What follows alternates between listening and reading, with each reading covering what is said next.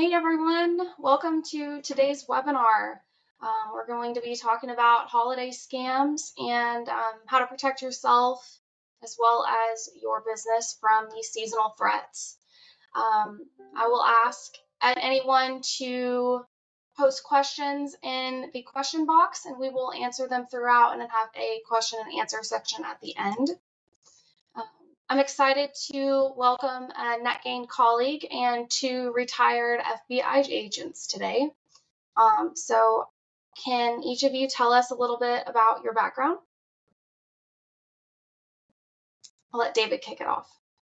Oh yeah, myself. So I am vice president with NetGain. Welcome everybody. I began my career as a trial attorney prosecutor, advanced into cybersecurity after working at Lloyd's of London. That was back a long time ago in the Y2K era, and I've been in cybersecurity and IT leadership for the last 26 years. I will pass it over to Darren Mott. Good morning. Thanks for having me. Darren Mott. I'm a retired FBI agent, spent 20 years in the FBI doing cybercrime related matters and leading cybercrime squads, as well as doing some counterintelligence and leading some counterintelligence squads with a cyber nexus to what it is that we did.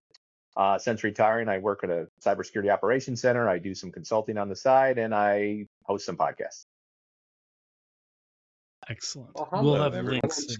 Augenbaum, retired FBI agent also. It was 30 years ago today. I was sitting down in Quantico, Virginia at the FBI Academy. I didn't join the FBI to work cybercrime.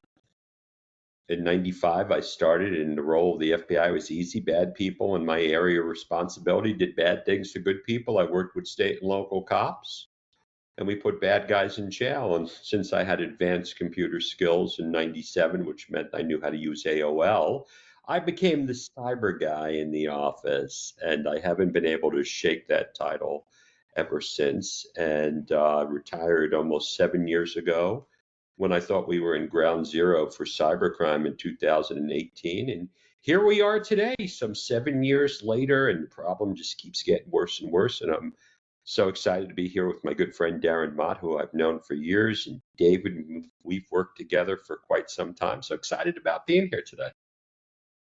Well, I appreciate you both being here. So, it seems like the holidays are an absolute hotbed for cybercrime. It's targeting both businesses, small, mid-sized businesses, business leaders, as well as individuals while they're out shopping and going about their daily lives. What makes it prime time hunting season? Like, what is it based on your experience with the FBI and even afterward? Why do scammers and cyber criminals ramp up their efforts this time of year? I'll pass it over to Darren for some insight. Honestly, I don't think it's that they're ramping it up at Christmas time. I think it's another time of year to do the same thing they do all during the rest of the year. When it's Valentine's Day, they create Valentine's Day related scams. When it's Father's Day, they do the same. When it's Christmas, they do the same, and it seems to have more impact, largely because it's a lot better media story to say, ooh, look at all these bad guys targeting people at Christmas. Plus, I mean, you have Cyber Monday, right? And you have an increased shopping season. So people are looking to spend money. So if people are looking to freely spend money pretty quickly, then the bad guys are looking to freely steal that money pretty quickly if they can do that as well. Absolutely. Scott, what's your take on it? Well, this is a time of year we all want to give. We're all in that really, really festive season. And, you compare from 10 years ago to today, we were all running out. We were going to the shopping malls. And today we're all shopping online. And between Black Friday and Cyber Monday, we have almost 190 million Americans shopped online. And as I like to call it, what I call Cyber Criminal Tuesday, is the day after the shopping season, you're going to get a social engineering attempt. And did you recognize I didn't say phishing? I said social engineering, which could be either a telephone call, a text message, an email from, let's just say it's Amazon or the Postal Service, or it says you get a text message from Visa saying that, hey, we've noticed some suspicious activity. Please click on the link. Now, to those 190 million people who shopped online, And now we have billions and billions of usernames and passwords. We've got billions of cell phone numbers on the dark web. You're going to get one of these messages. And David, what's going to happen if, let's just say, our elderly parents, and my 22-year-old calls me at 55 as elderly parent, what do you think happens when your elderly parent gets that text message that says it's coming from Visa? There's Like no. yeah, I can tell you there's a lot of validity given. There's almost a presumption that it's valid, right? Because I was using my Visa. I was this time of year more than ever. We're shopping. We're making more transactions, it seems, and then we're engaging with the prime vendors like Amazon and like UPS. We're shipping things out to relatives and to coworkers, etc. And so something could go wrong with those packages. And so getting And those texts Darren, and might seem and like if you listen to Darren's podcast, we're talking about this all the time. And Darren, why is it so important, you think, that, we change the narrative that it's not phishing, but it's social engineering? Explain the whole overarching thing of social engineering. absolutely. Right, well, it's just getting people to act against their own interests in a way that's engaging to them to interact with whatever it is you're getting. Phishing is phishing goes back obviously to the beginning of spam and email frauds, where it's just a wide swath of emails go out, right? But now phishing really it's probably the wrong term, and you're smart to use social engineering because they're not really phishing anymore. They're focused directed activities against individuals to steal the information they need to get what they want. So, and that could And what do be they want? your information, whatever it is that they can use to scam it. Your login, your password, your account numbers, and it doesn't have to be email, like you said. It could be a text message, could be a phone call. Take your pick. Could be a WhatsApp, could be a TikTok message, right? Click on this link for the latest in cryptocurrency information. We'll give you all you want to invest and make millions of dollars. So let me ask you about this. What can individuals do when they're bombarded with these? What are some of the best practices that, based on your experience, that you all recommend for the individuals? And then we'll And I, get to the business leaders. Yeah, and I focus primarily on individuals. I've been trying to change corporate culture for 25 years, and I've given up. I'm going to be sorry. I don't really, because I've dealt with so many large breaches, and I've dealt with so many ransomware things, and we've told these people before, but it kind of breaks my heart, when I get the call from, my kid's friend's grandparent who got socially engineered by a pop-up on her computer, and it said it was Apple security, and call the 800 number, and she called the 800 number, and the bad guy socially engineered her through through talking, and said, hey, there's a problem with your bank account. Where do you bank? She says, I bank at Wells Fargo. Oh, let me connect you to Wells Fargo. Another cyber criminal gets on the phone. And at that point, they talk about how much money's in her account, and she needs to get the money out of her account. So they direct her to go buy gift cards. And you see, so now it's almost a hybrid attack, and then they get her to download something. So my whole thing that I want people to realize here is we need to understand social engineering. We don't need to, I've been telling people for years, think before you click, think before you act. Any type of communication, there is a way for a cyber criminal to get in the middle and to trick us to do something we normally wouldn't do. What was the trick here? Buy gift cards. Right. And it seems after the fact so obvious, doesn't it? Like that's probably not something that should be done. But given the validity of the brands that the cyber criminals align themselves to and portray and impersonate, and what you just brought up, both Darren and Scott, is how well organized these groups are.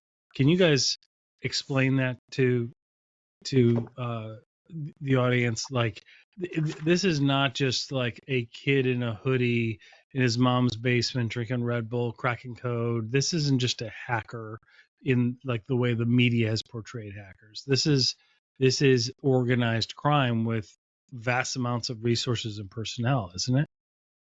Right, 30 years ago, it was the hoodie guy in the hoodie, right? Sure. Right. But obviously, as people were able to make money on it and organized crime realized, hey, there's a low risk here and high gain, then you started to see Eastern European organized crime that committed traditional crime activity start to move towards the cyber realm. And it's moved from Eastern Europe to East Asia. You have large farms in Myanmar and Thailand that are basically just human slave camps that are used. And these people get a script and say, this is what you're going to say. So when you get that call on your phone that says, hey, we have the latest in Medicare updates, what's your Medicare number? And they go down that road. And if they get the right person who thinks, oh, I can get $187 extra a month because of this new Medicaid law, I'm surely going to give them all that information. And it's very easy to transition that to tech support stuff. Hey, this is Amazon calling, and someone just purchased a $1,800 laptop. Was that you? And you say, no, I didn't order an $1,800 laptop. Well, let me help you get that charge off of your credit card and fix your system because you must have been hacked. Download this file and I'll help you walk through it, all that kind of stuff. So because it's so organized, they have different areas. They can move you from the initial call to customer service, to the manager, to the tech support. And all along the way, it's different levels of scammers that are working to get your information. And this isn't anything new. Yeah, I No. mean, Right. I remember when I did my first one of my first briefings to the private sector in 2000. One of the things we were talking about is, and it's a term I'll never forget because I used to use it all the time, there are no boundaries in cyberspace. We are opening up our world's networks to people here in the US. That's 2000. So in 2007, when a young reporter by the name of Brian Krebs broke the story of what was known as, and this is Darren's favorite word because he loves it. You'll see his expression. The Russian Business Network, the Bulletproof Hosting Company in St. Petersburg, Russia. And I think Darren's taken a couple of flights to Russia. So make sure you ask him about those questions here, David, because those are always fun times when these are amazing stories. But so we knew that as the FBI since 2003, 2004. Brian Krebs breaks the story. We talk about it. I go out to the Tennessee Bankers Association and I say to them, how many of you guys are concerned that Russian organized crime is a threat to the financial services sector? And What was David, their how many? response? Yeah, what No was their one. response back No one. then? First of all, somebody corrected me and said, sir, you're in Tennessee. You don't say you guys, you say y'all. Right. And then I kind of came up, and this is really where a lot of times that Darren and I really got together and had our mind melds here and collaborated, because I think I even remember calling Darren and saying, look, these people in the financial services sector have no idea that the FBI says that Russian organized crime is the number one threat to the financial services sector in 2007. Whose responsibility is it for the private sector to know what the FBI considers the number one threat? It was my job, it was Darren's job. And that's where we had this effort. And I was doing it in Nashville, and he was doing it up in Cleveland and in Huntsville. And that was what was so different. Yeah, I mean, you really bring up excellent points, and that is when people get online, right? Whether it's from their phone, which most people use more than any other device, or while working from the laptop or the workstation at the office or at home, we're entering their world, are we not? Like when we get online, there are no borders, there is no territories, right? You subject yourself to the world of cybercrime. And in this season, this is the time when even for small mid-sized businesses, this is a lot of everybody's end of their fiscal year as well. So it's not just the holidays; it's also the end of their fiscal year. And so there's a lot of transactions taking place. There's a lot of wire transfers. There's a lot of contracts being sent back and forth, and that is a prime time to exploit that, is it not? Absolutely. And Darren and I have collectively spoken over thousands of victims. And Darren, have you ever met a victim that thought they fit the victim profile, that expected to be victimized? No, of course not. Always surprised. I have yet to come to the ones that, well, it was our time in the barrel. We knew it was coming. Here it is. It was always like, we're too small. We don't have anything anyone would want. And and from a business and from an individual perspective, that's the wrong thing to think about. You may think, well, no one's going to hack me. I don't have any, I'm just Mhm. living in Huntsville, Alabama. I have my nice house, but the bad guys aren't targeting me. Absolutely. They've already targeted you. They already have your information. Maybe not from you directly, but from other data breaches where you now have to deal with the consequences of third-party data breaches that then are used to target you directly, because now these bad guys have a dossier with all sorts of information about you, where you So live, what your phone number is is it that fair to say there is no victim profile anymore? no, there's no, There not is a no specific victim. one. And that's what I want all your listeners to realize. There is no victim profile. So if you're a small business, so let's say you are the victim, you happen to be a small business, your data is stolen, your money is stolen in the business email compromise, you get hit with ransomware, or let's just say it's the holiday season and unfortunately your senior parent got ripped off in their 401k, all the money was stolen, or even worse, your kid's a victim of sextortion. And all It's of a sudden you very contact common today. law enforcement. Darren, what should be does law enforcement have a magic wand to fix the problem? No, of course not. But how often do when we go out and we bring this up when you're at a conference, people go like this, wow. I mean, Well, and that's you what know, the we really want people to understand here, that look, there is no victim profile. You do become victimized. Like, look, in New York, it's different. Your car gets stolen, your insurance is going to cover it. Okay. Your credit card gets compromised. But when something happens to your kids or your business, there's no amount of insurance that really repairs these situations.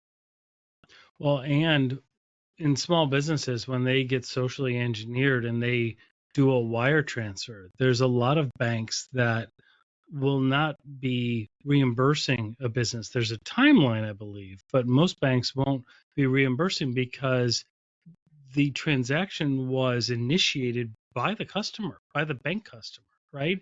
They said, please wire our money to this place, and the bank facilitated it.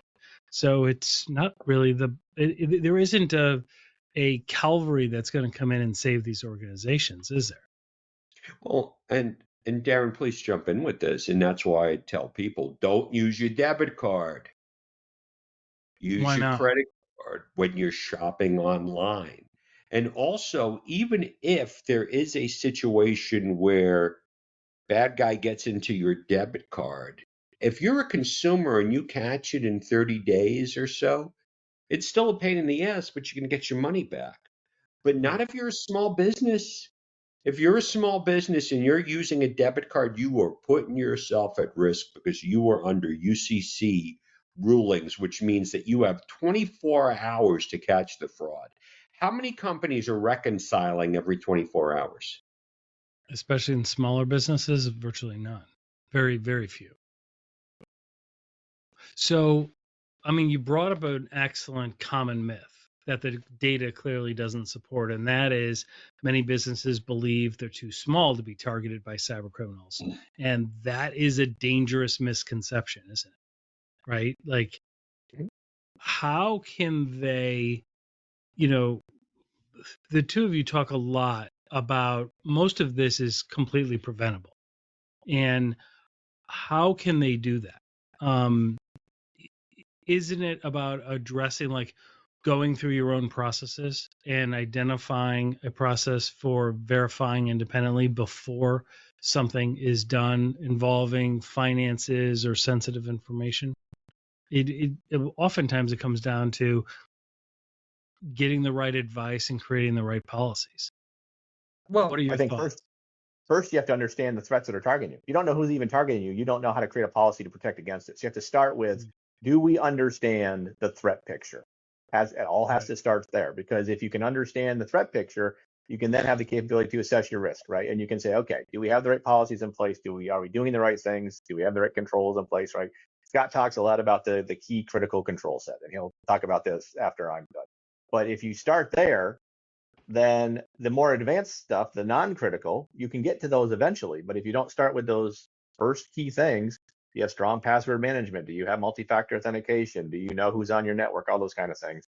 Then it doesn't matter what you think if you don't understand how you're being targeted. And that takes outside help to come and tell you what that is, because unless you have your own threat team that can assess it for you, and if you're under $100 million company, you don't have that. You don't have anything. Then you need to bring in someone who can say, let me help you figure out, here's what it looks like for you. Because if you're a retailer that sells women's shoes, you have a different attack profile as far as who's attacking you than a defense industrial base company that makes widgets for rockets. Right. Absolutely. I mean, and it gets back to, like, you can't defend against a foe you don't know, right? Like, you have Right. to understand who is out there targeting people, organizations like you, and then how do you implement the best steps? And it goes back to the thing that nobody ever expects to become a victim. So why should I deal with that? Now, and as I sit here all the time, and my mantra is this 4 truths of cybersecurity, because what we're trying to do is change behavior. We're trying to change behavior before it happens. And we spend so much time going, well, we got to look at the NIST framework. We got to, understand our risk appetite. And I'm like, nobody understands what that means. Right. It really doesn't. You sit here and let's just go look at the fact that in the United States itself, there are probably more sole proprietors than any other type of business that's out there. These are businesses made up of people like us. They don't understand the NIST framework. That's not their core competency. So how do we try to do it? Hey guys, there's a couple and this is when I go in and I try to change behavior, and I don't talk technology. I'm not a technologist. I'm not using the terms core critical controls in any of my presentations anymore. I'm not using risk appetite. I'm just saying, look, if I could go back in time and I can sit with victims, these are the 5 things I would tell them. Social engineering, number 1 tool in the cyber criminals tool belt. All they want to do is steal your password. That's it. These are the 7 or 8 different elements. Artificial intelligence is making it a lot worse. Because of the dark web, there's tons of usernames and passwords out there. Have you identified your mission critical accounts at home?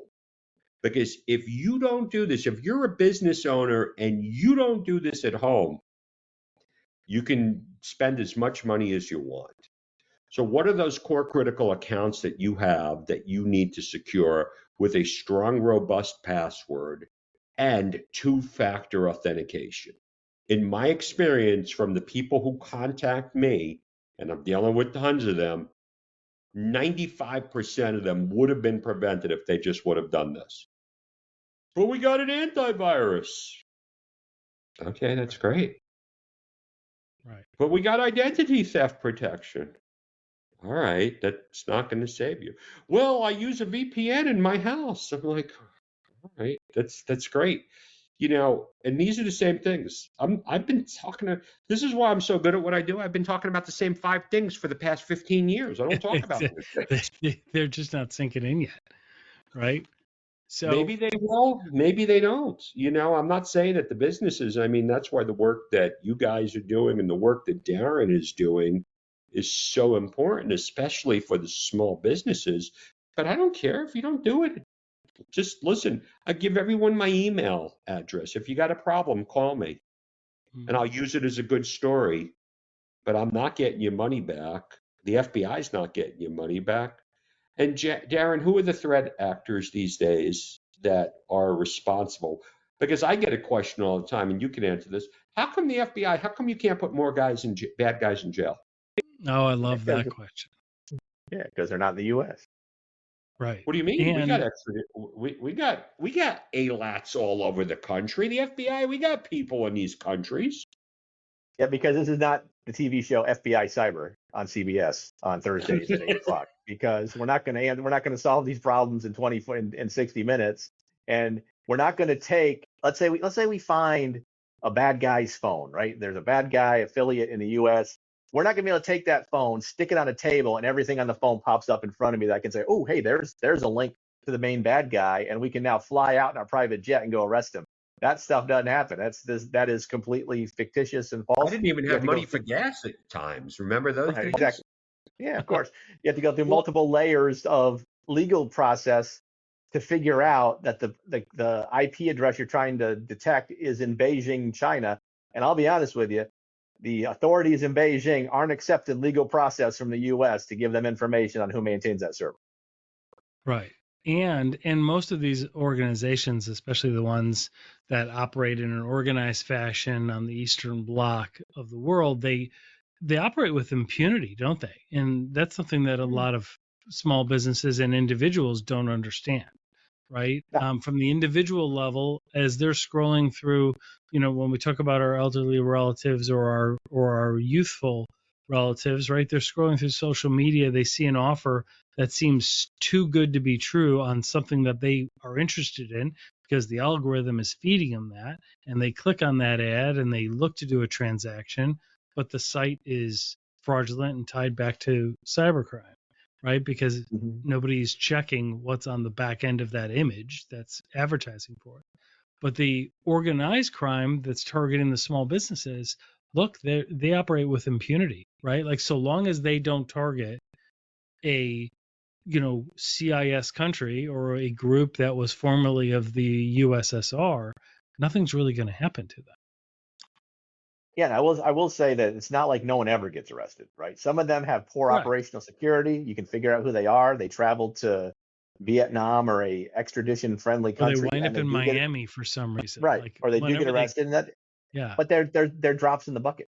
I mean, there was right. an arrest last week, 2 weeks ago, Yeah, it was of 2 weeks ago. a Russian group Call that did center. all sorts of, Yep. yeah, all sorts of, but they targeted Russian people and Russian entities. Right. That's where you go wrong. Don't target the Russians. If you're in Russia, they'll never care, but target the Russians, they'll care. I had a case 2007, 2008. We were trying to get information on a particular hacker group. They wouldn't give us any. The Russians wouldn't give us any. We gave them a CD with 400,000 compromised Russian IP addresses. Those people got arrested. So there you go. We're not going to Well, arrest our way out of this problem, No, and no, this is of course something not. right. that we've talked about all the time. And I get hit so often with at conferences. I was just at one in Indianapolis, no, Louisville, and the guy was like, "I don't get it. How come you guys with the FBI? How come you can't do more?" And this was a battle I would face all the time. Majority of the cases, we're not putting the bad guys in jail. We're not getting people's money back. So, do we hire more analysts and assistant section chiefs at FBI headquarters, Darren? To build up more capabilities in Washington, D.C.? And I was told before by senior executives, we're not the Federal Bureau of Education. We're the Federal Bureau of Investigation. We came into this job to investigate. And the guys are trained investigators. They go out, they track down those IP addresses. And we're seeing that it's these bad guys overseas. And some of them are brought to justice because of the hard work by FBI agents and Secret Service. But it's like the drug cartels. We're not arresting them. Mhm. Right. And there's too It's many. really There's too about, many. Right, there's no, too go many ahead. means. Too many means to scam people. I mean, sitting here in the last 28 minutes, I've got a scam email about my student loan and a phone number to call to correct my student loan issue. 58 years old, don't have any student loans, needless to say. And someone named Winnie DuPont on LinkedIn is interested in my area of expertise and like to discuss some potential opportunities. So unless there's a Winnie DuPont on this webinar, I'm going to say that's not a real person. I had to guess. So it's all day, every day, and they do this with impunity because LinkedIn's not going to get rid of this account, right? I can't report the email to anybody, so I will get 3 more today, and more. And I just responded to Winnie. If she responds back, I'll let y'all know what she said, but I'm going to guess it. She's Is not this going when to you're the give me. CEO of that laboratory company, or is this? Yes, it is. Yes, she's chief executive of Vitalis Laboratory. Did you get the same one? Yeah. Yeah, There you go. it's just amazing, Mhm. David. And that's why it's all about the collaboration. It's all about things that Darren and I work on. It's all about what I call having the cyber secure mindset.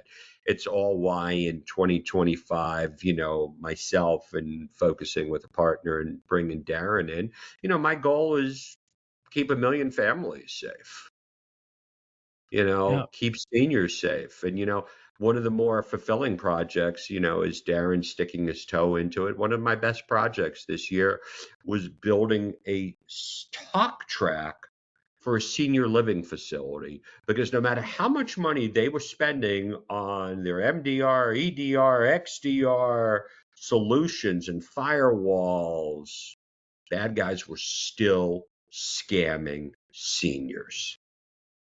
And when we think of the effectiveness of social engineering, why is it so impactful? Is it distraction? Is it the amount of just personal data that is now out there on the dark It's web been that going they on for exploit? decades. When I started with the FBI, I was thrown into working white collar cases. And what were white collar cases? Economic crime cases. Nobody pointed a gun. Somebody sent somebody money because they were tricked. My first Uh, case was dealing with a guy. They were advanced fee schemes. You give me something for something, invest in this project. And a lot of times they skirted on the law of civil. Today, with the use of technology, it moved as soon as it got done, because we used to investigate the FBI mail fraud and wire fraud. That was the right. overarching things. Uh, I think mail fraud probably went away in the 90s, and then it kind of moved that we were getting, people had fax machines. And that's when you would start getting these fax letters that were coming in from Right. the Nigerians.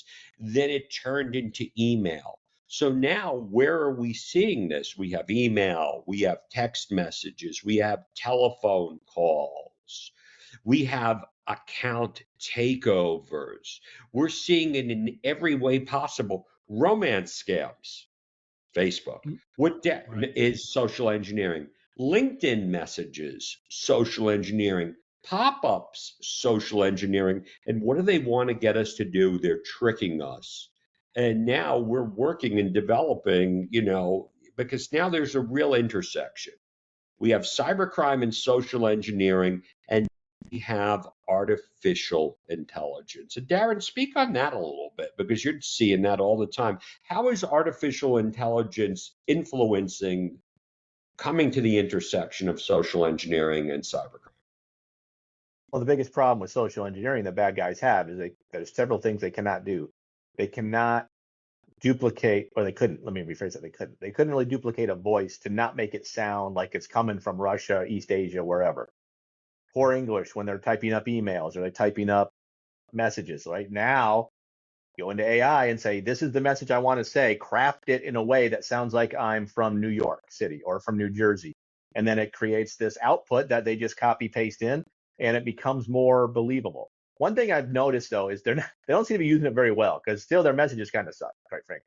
But from an audio perspective, the audio AI is getting very good. There was a case of the Singapore company where there was the CFO or somebody in the business office was on a webinar with 25 other people. The 25 other people were all AI bots with fake voices, and they wire transferred $25 million out of the company because of this, because of that particular Zoom call or whatever it might have been. So AI just makes the scamming easier. Creates behavior capability. Shoot, I'm sure there's on the dark web. There's criminal forums that have prompts that say, if you want to create a very effective social engineering campaign, follow this prompt. Just like we all have prompts for different stuff we do. There's criminal prompts that say, do it this way, and it'll give you an output that would be much more effective than you were using in the past. Again, Well, just there are. Through the use of AI, what you can do now is you can just go, map out company XYZ, go to LinkedIn, Mhm. find every single employee who's been Yep. there, and now start mapping it out that way. So you're being able, and we're not even talking about the offensive capabilities of how you're using this for ransomware. I'm not even at that point. I'm just focusing on the social engineering. David, I dealt with a pig butchering. You remember my friend Darren Lovehan? Yep. Yes. And Yes. and Okay. explain to the viewers and the listeners about what is pig butchering. What is that phrase? Because people may see that phrase, but they may not know what it means in this context. Well, pig butchering is nothing more than a very good, complex social engineering scam. And what will happen is that Winnie, who whatever her name is probably a pig butcherer. She is going to introduce herself to Darren, and she's going to build a platonic relationship with Darren. And the first telltale sign is she's going to get Darren to move to either Telegraph or WhatsApp. And Darren, why do they want to move to Telegraph or WhatsApp? It's always off platform. They always bring you to a different platform. Why is It's that, Darren? encrypted, and you can't surveil it. Right. And what they And do then now is they're going to go over to target an individual, and they're going to. And I just had a really heartbreaking one where the guy lost $5.8 million, and you're like, That's how can such a anyone shame. lose $5.8 million? How can anyone be so gullible? But they But it's started not. out These people are bright. Like the victims are not dumb or naive or gullible. and Like they don't the live in this social, world like we do. right. Like we can spot a social engineering scam. But this Mhm. guy, the cyber criminal said, I'd like you to invest in, I want to talk about cryptocurrency investing. And he said, I don't know anything about it. But So that plays in, doesn't that play into everybody's like people have FOMO, people have fear of yeah, missing out. They see that Bitcoin is going through the roof and they're like, my 401k isn't doing as good as it could be doing. Why don't I take some of my money and invest in this? This person has earned my trust and they'll kind when of I interviewed do it one of in a these, traditional investment fraud scam, right? They'll when invest a I little, it'll interviewed one go of up these bad and they'll get guys, more. David, and I had the conversation with Love Han, this pseudo Mhm. person who was using artificial intelligence and chat and Google Translate to communicate with me. I said, how do Hmm. you live with yourself on this? And they said, look, I didn't take money from anyone who didn't deserve it. These people are so Mhm. stupid. So this guy gets this fake trading app. And because Darren, right, if there's an app that these people direct you to the Apple store or the Android store, we're all told to make sure we don't download apps from websites. So if you download an app from the Apple store, it has to be legitimate and truthful, right? One would think. supposed to be. Supposed to be. Yeah. But anyone could. No, it has to be free of bugs. It doesn't mean that anything. They Right. put That's this correct. simulated trading app on the App Store, which is nothing more than a calculator, okay, with graphs. So the bad guy types in $10,000. They do a simulated trade, and then the bad guy goes, "Okay, now you have $72,000 in your account." So what do you think happens when the cyber criminal the victim sees that he has more money in the account? He keeps putting more in. Right. So Darren, how do we go from this guy initially investing $250 to 5.8 million? What was the progression here? I even know you weren't involved with this, but what do you think happened? Well, there's a psychology to it, right? There's actually posted a link to an article or to a paper on the psychology of cyber scams on LinkedIn, and it gets to the point where people have a self-perpetuating need to be right. So I've invested $1,000. I'm not going to jump out because I've clearly done my research, so I know this is good. So Right. I'm going to keep adding to it because there's a self-fulfilling prophecy where they just need to add a little more and it'll solve the problem. And that is why the bad guys are winning, because that's that social engineering aspect they're keying in on that piece of human psychology that says, well, I'm too smart to be scammed. This can't be a scam. I just have to add a little more money to get a little more money out. Plus, there's the greed piece, right? There's also the greed piece, because part of the scam, you see a big win right at the beginning, and then maybe it'll go down a little bit, and the bad guy will say, well, the reason that happened is because you're not at this particular threshold for the money to really be made. You just need to add a little bit more. And then when you ultimately get to the point where I don't think this is right, and they get the idea you're going to pull it out, then it's all disappears. Absolutely. And it goes to the point now, our victim here, to almost simplify it, it's like when you're going to Vegas and you're playing craps and you're up a little more money, you just keep putting more money in. So he sees the $10,000 turns into $75,000.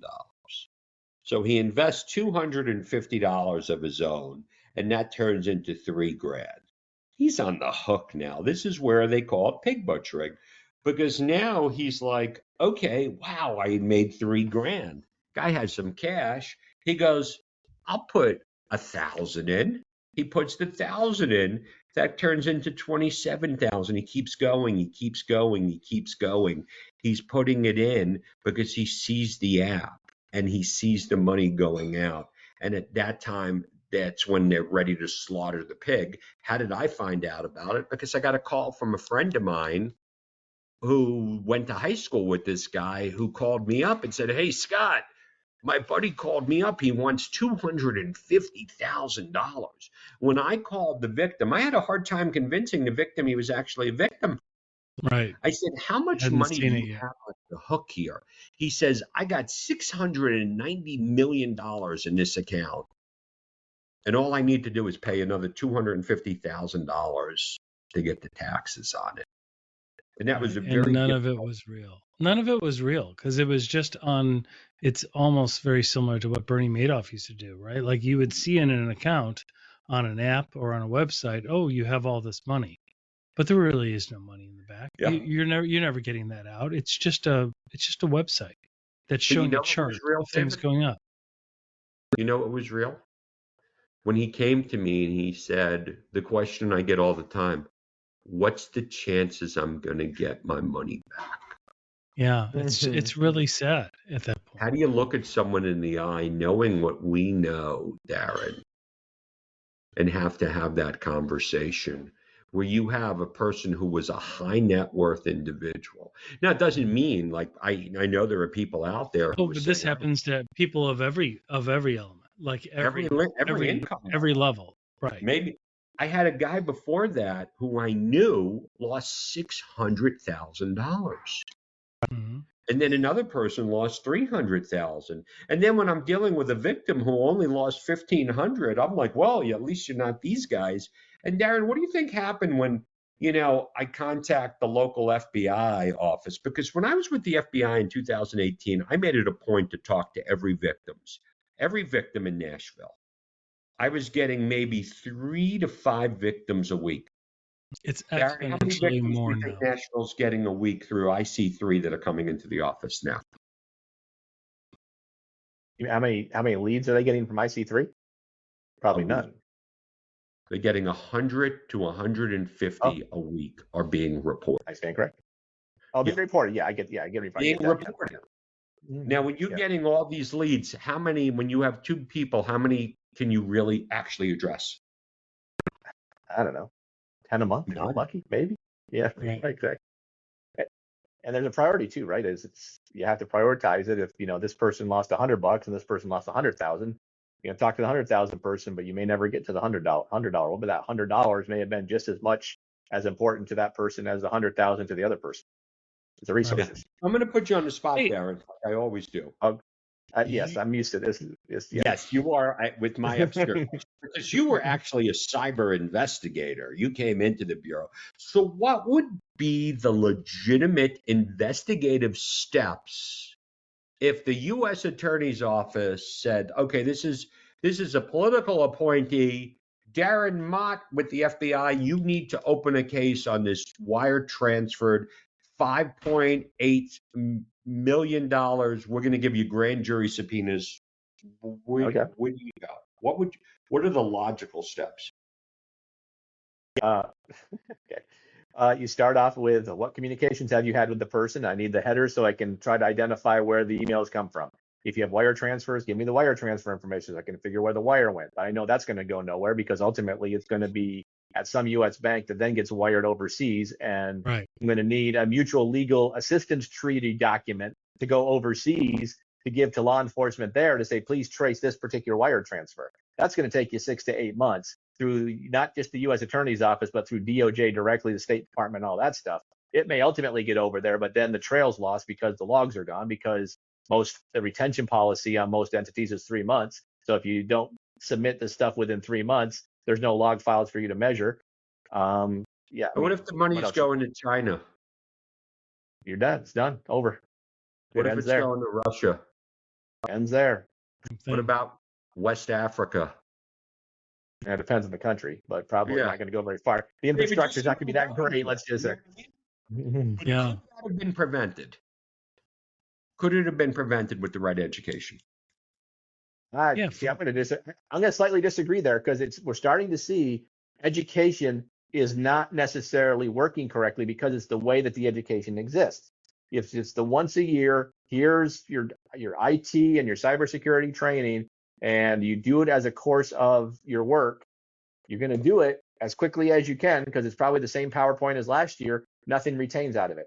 There is no training for people at home, right? That training doesn't exist. I mean, well, let me rephrase that. It probably exists, but no one's paying for it, right? I'm sure there's companies that say, hey, we'll give you cyber training at home, but no one's buying it. I don't see a lot of advertisements for know before home version, right? And so people have to. It's like other professional development though. Like doing something once a year is just inadequate. Like it needs to Right. be ongoing and it needs to be job embedded for it to actually, and then you need to be able to measure the behavior, right? Like none of these platforms or systems are perfect, but the ones that provide empirical data of behavior change are helpful, right? But I agree. Like I think the education model in general in raising awareness needs to be ongoing. Well, I think it has to start with why you're doing the training, right? It goes back to Right, understanding the threats. The training doesn't start with the underlying premise of here's who's coming at you and why. It's here's what a phishing email looks like. Here's what a business email compromise email looks like. Don't click right. on the basic stuff. I get all that, but there's not an underlying rationale to say here's why you should pay attention to this. Yeah, Until you become a victim, then you're paying attention, right? So that's why I think right. Scott and I, when we do these webinars and stuff, we try to give as many real life stories as possible to say, hey, here's kind of how it happens, because then people get engaged and say, okay, I guess I need to learn more, right? I need to understand that a little better. Like I had to talk to a lady yesterday. She thought her husband was in her computer. I think he probably was in her OneDrive because she didn't have multi-factor authentication. So I walked her through how to turn on multi-factor authentications, not have her sons attached to her OneDrive and protect. But again, she didn't realize that's kind of how it would happen. I get it. I mean, it's not everybody can know everything, but you have to want to know it to start with. Absolutely. Hey, So if anyone has let any me questions, please hit us up. We'd love to make this about you all. absolutely. Mhm. And while we're getting some audience questions, one issue that I keep hearing for in the small business space is the supply chain, right? As in the holiday season, as people are entering the end of their fiscal year, there's a lot of invoices going back and forth. There's a lot of contracts being negotiated, right? People are shoring up vendors, changing banking and things, and there's a lot of, you know, social engineering that occurs where they're going to impersonate a common vendor that a small business may be using. And that vendor could be anything. It could be your HVAC vendor. It could be a software provider that you're using. And they're going to be changing some of the wiring instructions. What, in your experience, gentlemen, like what are some of the things that a small business can do to create the right policies or to watch for in that context? Well, I have to ask someone to tell them what should their policies be. Because I'm going to guess that most of them don't have policies to start with. And it's funny you mentioned supply chain. I only say that's funny because like for 2020, if there was a cyber word of the year in 2024, supply chain is that word. In 2023, Absolutely. it was zero trust. Supply chain is nothing Right. new. It's just your third party people you interface Your with, right? vendors, That's your your supply chain. subcontractors, right? Your Right. Who do you, suppliers, yeah. right? Right. And so that's always been a problem. Go all the way Yep. back to Target. Scott, how did Yes. the Target breach occur? I love that story. Went into I mean, I don't someone love else. it, but it's a good educational story, right? So many Right. It people are was, like, I can't believe Target fell victim to a cyber attack. And it's like, well, wait, hang on. they didn't. Like Yeah. they didn't. It was their HVAC vendor, right? Right. Exactly. Right. Exactly. Yeah. And I mean, look at Snowflake. Let's take Snowflake, for example, Yeah. or Move It. Pick your poison, right? The people that were victimized by the Move It problem were victimized not because they had poor cybersecurity, is because Correct. MoveIt had a vulnerability. Now the problem became once the vulnerability was identified, they didn't patch it. So that's a whole different discussion altogether.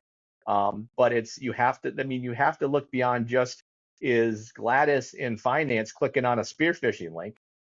It's a whole holistic thing. There's all these other things you have to also deal with. I mean, you should ask all of your third party providers, when's the last cyber assessment you had, and can I see the results?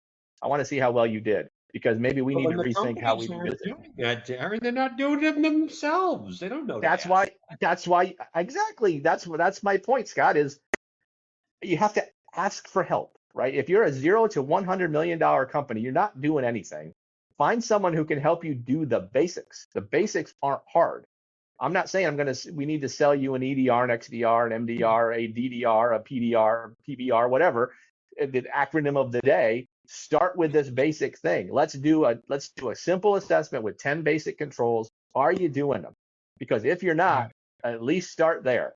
Because there's 100 other ones you should be doing that you're not. I know you disagree, Scott, but you're not dealing with No, the I business don't people. You said you disagree. gave up. No, I do not disagree. But here's the thing, Darren. You see, your level of frustration isn't at my level of frustration, because I've been telling people for the past 15 years you need to put two-factor authentication on like your remote, on everything remote, like Salesforce and this. And I get up and I speak to 150 small businesses, and nobody's doing that at all. Nobody is really going there. And then I hear you guys going, okay, we want the small businesses to do an assessment.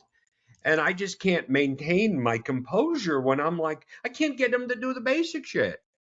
You Right. know, I know. I yeah, understand. I'm I not know. saying that I totally agree. I agree 100%.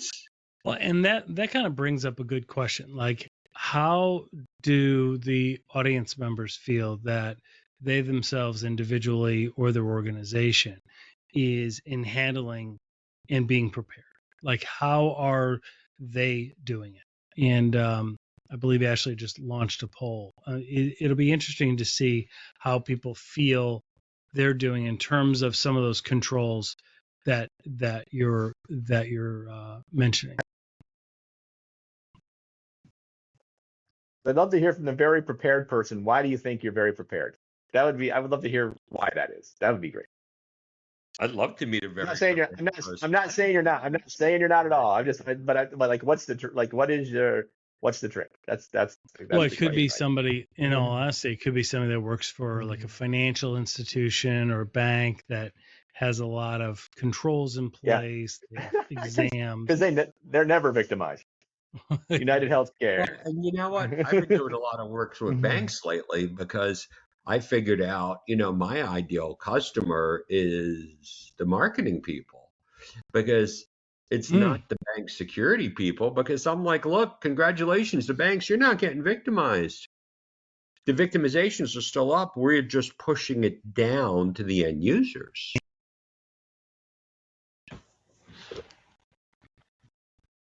Well, do you feel that, what are some of the steps that that individuals can be taking? Let's step back from the SMBs. Let's talk about the individuals in their holiday frenzies, right? And they're shopping online and they're seeing ads and they're shipping out things and they're getting texts about packages. What are some of the things that they can be cognizant of or be aware? I mean, does it boil down to truly like verifying through the legitimate source, meaning don't trust the text or the email itself. Don't call the number that's in the email or in the text. Actually go open up a browser and call the actual place. I would say Does that, it but really don't, but boil do down not. to Yes, those steps? yes, but don't rely on a Google. Like, don't do Amazon customer support on a Google search and call the first number that pops up.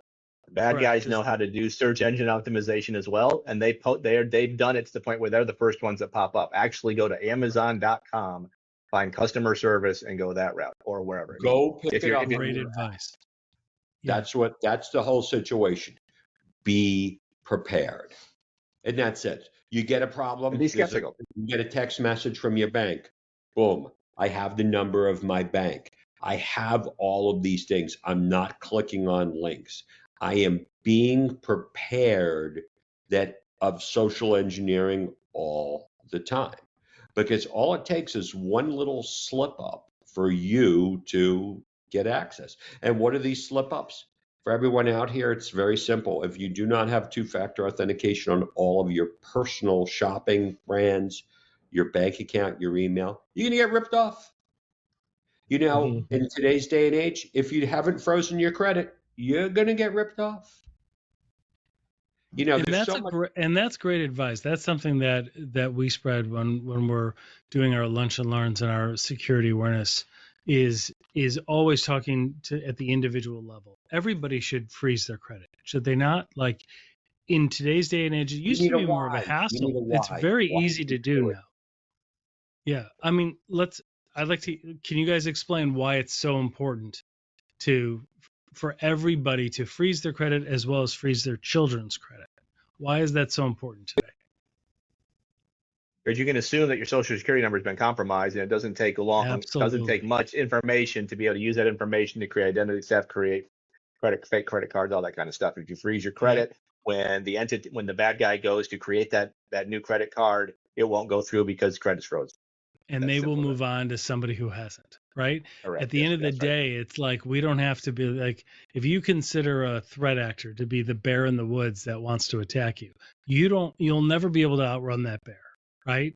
You don't have to. You just have to outrun the person next to you that is not using multi-factor authentication, that is not freezing their credit, that is not, bolstering their using good password managers and having identity theft protection, right? It's you just need to be better than them because of the mind of the cyber criminal. They're going for the easiest thing, the fastest thing. And so if you put up some resistance, they will move on from you and go to the next one. God willing, right? We did have one question come in for you all. It's not super related. Well, it's not totally related to holiday scams, but not unrelated. Let's Should hear it. businesses pay the ransom in a ransomware attack?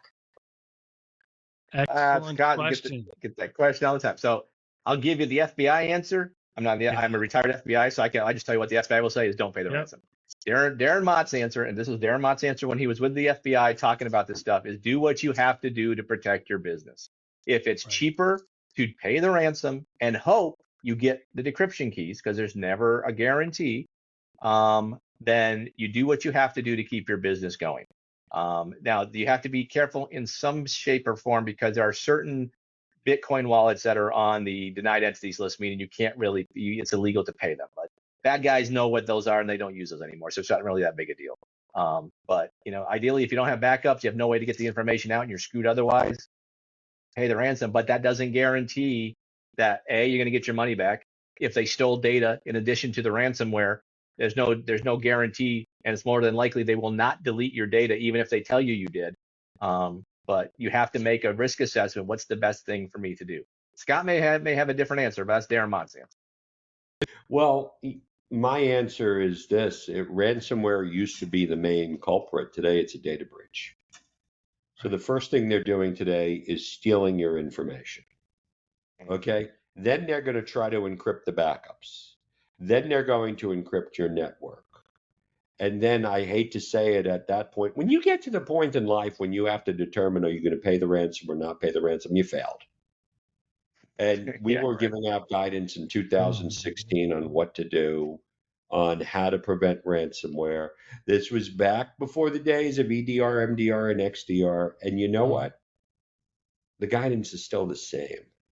So we have to really focus on changing the conversation and really focusing on the prevention of ransomware, which is a whole different thing. Absolutely. Well, hey, I want to thank you, gentlemen, both for your insight. Very, very helpful. Give us some great insight from people that have dealt with helping victims throughout, and we thank you both for joining. We thank everybody for attending, and hope you gain value and some unique insight here. Thank you all so much. Thank you all. Happy holidays. Happy holidays, everybody.